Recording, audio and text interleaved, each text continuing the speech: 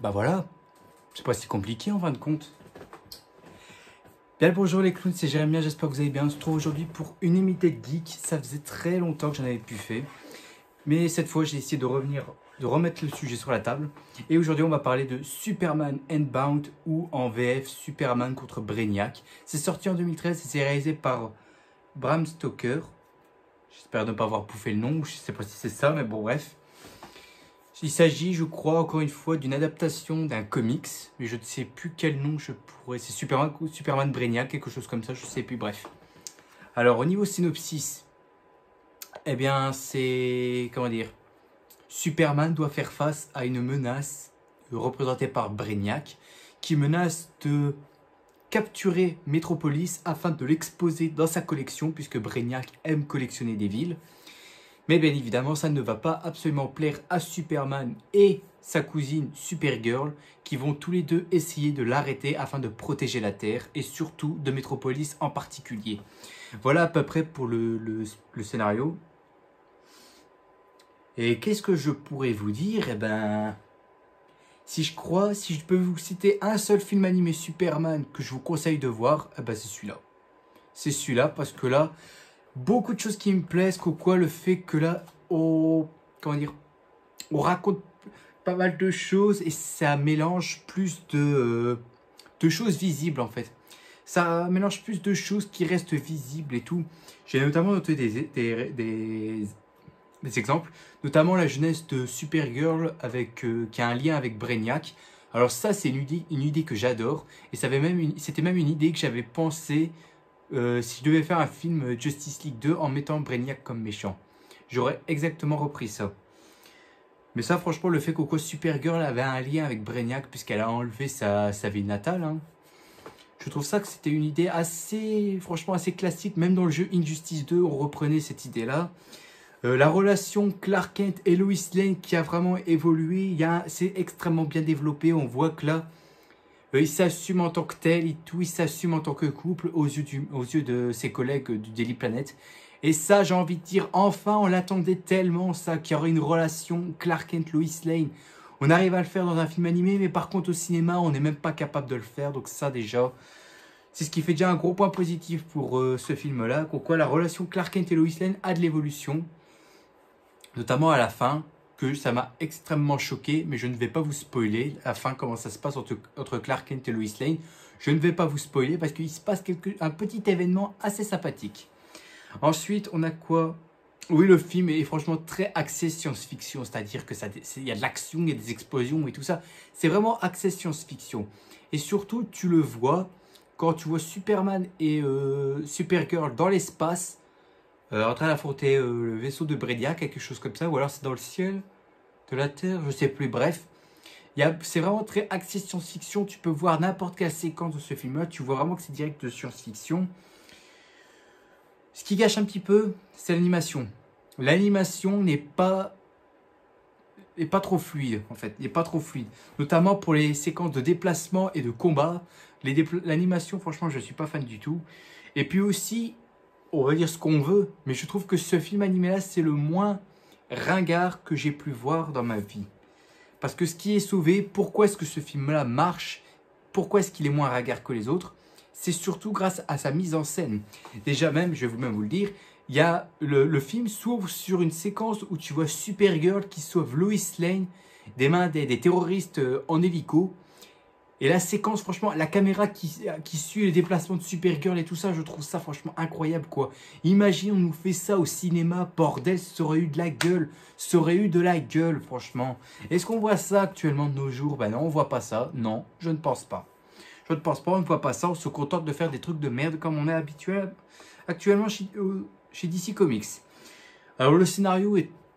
Comment dire? Il est fleuri, honnêtement. C'est fleuri comme scénario, en fait. Parce que il y a beaucoup de choses qui arrivent et qui prennent le temps de s'installer. Parce que ça, vous savez, Coco, j'ai horreur, Coco. On balance tout à la gueule sans rien comprendre. Non, là, on prend le temps de les installer et tout ça. On prend le temps de se placer correctement. Et donc, du coup, grâce à ça, ben, tout est lisible.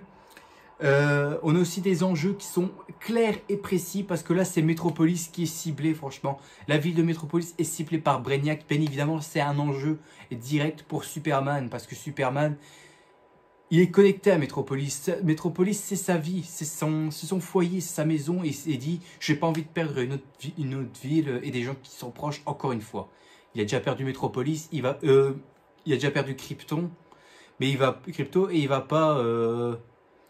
pas perdre Metropolis. Et là, je suis content qu'au là, Superman se bat pour ça. Ça, je pense que c'est quelque chose que j'avais noté aussi plus tard, mais je vais en revenir là-dessus. Une musique, ça, c'est ce qui gâche un petit peu. La musique est très discrète, franchement, elle est très discrète. Tu ne l'entends presque pas, et ça, c'est ce qui gâche un petit peu. Parce que putain, les musiques, j'aurais imaginé, tu aurais mis Christopher Drake à la compo, je peux te dire que ça aurait cogné. Ça aurait cogné, parce que Christopher Drake a fait quoi? Batman The Dark Knight Returns, Under the Red Hood, il a peut-être fait d'autres par la suite que je me rappelle plus des noms, bref. Mais je trouve que là, la musique est extrêmement discrète et c'est ce qui gâche un petit peu le visionnage, quoi. La musique est franchement un peu, on va dire en retrait, on va dire ça comme ça, je vois que ça comme nom. Après, le design des personnages m'a paru un petit peu bizarre, parce que déjà, Supergirl, au niveau visage et tout ça, on dirait une Barbie. Franchement, je sais pas pourquoi, on dirait une Barbie. Superman a vraiment une tête franchement très carrée et tout ça. Franchement, je trouve ça franchement idiot. Assez mal fait. Ah, parce que là, ce que vous voyez, c'est pas du tout ça. Hein. Il ressemble pas à ça. Non, non. Ça, c'est des dessins pour attirer les gens à acheter le film animé, en fait. Mais il ressemble pas à ça dans le film animé. Dans le film animé, il y a une tête très carrée, très rectangle et tout ça. Et je trouve ça m'a perturbé. Son visage m'a perturbé. J'aurais voulu faire une tête comme ça, quoi. Une tête ainsi. Ça, c'est Superman, ça. Mais il y a une tête très carrée qui me perturbe, tout comme Brainiac qui a un design assez bizarre. Autant le Ron Mastock, ça ne me dérange pas. Mais la tête de Brainiac est assez bizarre. Je ne sais pas. Je sais pas si c'est vraiment comme ça dans le comics parce que moi je l'ai pas lu. Mais je ne sais pas si ce design de Brainiac était fait exprès. Je sais pas, je pose ça comme question. Ouais. Ensuite, on a un vrai jeu de lumière. On a un vrai jeu de lumière, franchement, assez bien fait tout le long du film animé. Mais surtout dans le combat final, où là, c'est très particulier. Et je trouve que là, c'est mieux. Et là, je le dis direct, on n'est pas dans un hangar ou quoi que ce soit comme combat final. Non, non, on n'est pas dans un hangar. On est vraiment dans un lieu totalement inédit, en fait. Un lieu qu'on n'a jamais l'habitude de voir, en fait. Bien évidemment, traitement des personnages. Déjà, on a Lois Lane, que je trouve que là, on en fait vraiment une femme forte. On en fait quoi, c'est une femme qui n'a peur de rien et tout ça. Même à un moment, elle fait un fuck à Brainiac. Tu vois direct que la meuf, elle a des couilles, elle a peur de rien. Et j'aime bien au fait quoi son look avait aussi changé, quoi. On n'a plus des longs cheveux noirs, on a gardé ses cheveux noirs, mais on a essayé de le faire une coupe au carré. Je trouve que ça colle bien, pour bien se démarquer des autres gonzesses comme Iris West et tout ça, qui sont tous la même coupe et tout ça. Non, là, la coupe carrée, ça me plaît. Pour Lois Lane, ça me plaît. Bien évidemment, Superman aussi, qui garde son rôle de sauveur, son rôle de protecteur de Metropolis et de la Terre, bien évidemment. Je trouve ça franchement génial et c'est ce Superman-là que je vais voir au cinéma, quoi.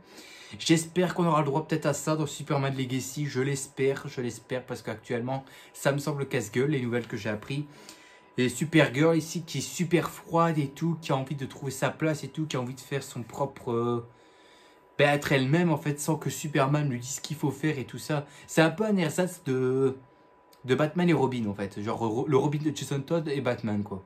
Je vois à peu près ça on va dire. Ou peut-être Dick Grayson, je sais plus, bref. Je trouve que là déjà le traitement des personnages est génial. Autre personnage que je n'ai pas dit aussi c'est Brainiac aussi. Brainiac qui est un vrai bad guy et je trouve ça honteux quoi on n'a pas encore adapté ce personnage au cinéma. Pourtant, même moi, comment j'ai fait mon univers d'ici, moi j'avais pensé à Brainiac, je l'avais pensé Brainiac, parce que c'est quand même un des méchants importants à la fois de la Justice League et de Superman surtout. Mais bref, Brainiac, je veux vraiment le voir au cinéma et on ne l'a toujours pas vu, c'est vraiment dommage quoi. Pourtant, on dit tout le temps que c'est un personnage secondaire et tout ça, bah, tu vois, quand tu vois les nombreuses fois que Superman a dû le combattre, je peux dire que quand même, il n'est pas si secondaire que ça, Brainiac. Il est quand même aussi un petit peu imposant quand même. Je pense que moi, je le considère comme un des ennemis principaux de Superman, avec Lex Luthor, bien évidemment. On a aussi de la vie à Metropolis. On le montre qu'au quoi on a des civils à Metropolis et on les voit qu'ils sont en danger dès que Brainiac arrive sur Terre pour récolter Metropolis. Voilà, enfin, ça c'est ce que je veux voir. Des civils en danger, c'est ce que je veux voir. Et ça, on nous l'a extrêmement bien retranscrit et ça c'est une très bonne chose. Notamment à Brainiac, que je n'ai pas dit aussi, c'est son vaisseau crâne et tout ça, je trouve ça hyper stylé. Et d'ailleurs, je crois que c'est le même design qu'on a dans Injustice 2, si je dis pas de bêtises. Après, je sais pas, je me trompe peut-être. Hein. Et pour terminer, après, on a un dénouement qui est à la fois très intelligent et aussi cohérent. Je vais pas vous dire ce que c'est. Franchement, regardez le film animé, vous allez très vite comprendre pourquoi je dis ça, en fait. Bref, en conclusion, qu'est-ce que je pourrais dire? Eh bien, tout simplement, Superman Unbound ou Superman contre Brainiac, comme vous l'appelez, regardez-le, franchement, parce que ça, c'est un chef-d'œuvre pour moi de l'univers de Superman, franchement. Regardez ça, vous allez passer un bête de moment dessus, c'est moi qui vous le dis. Si vous kiffez l'univers de Superman, si vous kiffez Brainiac, avec Supergirl et tout ça, je ne peux que vous conseiller ceci, franchement, c'est incroyable, bordel de merde. Donc ouais, je crois que normalement, j'ai à peu près tout dit sur ce film-là, j'ai à peu près tout dit. Donc honnêtement, je répète, Superman Unbound, regardez ça, franchement, je peux vous dire que quoi, c'est génial, quoi. Et j'espère qu'on aura le droit à un film de cette qualité-là dans le DCU de James Gunn. Parce qu'avec les infos que j'ai pu déjà voir sur Superman Legacy, Coco, on aura déjà Hawkgirl, Mr. Terrific et Guy Garner, ça commence à m'inquiéter un peu ce projet. Franchement, ça commence déjà à me faire flipper. Mais bon, après, on n'est pas encore là. Il sort dans 2 ans uniquement, donc on a encore largement le temps. Mais bon, ça me fait quand même un petit peu flipper avec les annonces que je viens de voir actuellement sur ce film-là. Mais bon, après, on verra bien. Pour l'instant, on est qu'en 2023, on a encore le temps. Il sort en 2025, on a encore largement le temps. Bref, donc, je répète, Superman Unbound, regardez-le. Je vous le conseille à fond, les ballons. Franchement, vous allez kiffer ça énormément. C'est moi qui vous le dis. Même si je suis pas fan de Superman, honnêtement, j'ai quand même passé un bête de moment là-dessus. C'est moi qui vous le dis. Donc, regardez ça. C'est moi qui vous le dis. Allez, sur ce, je vous dis à la prochaine. N'oubliez pas le grand big smile et tout ce qui fait plaisir. Profitez de la vie aussi, elle est extrêmement importante. Il ne faut surtout pas la gâcher. C'est moi qui vous le dis. Allez, à plus tout le monde. Salut.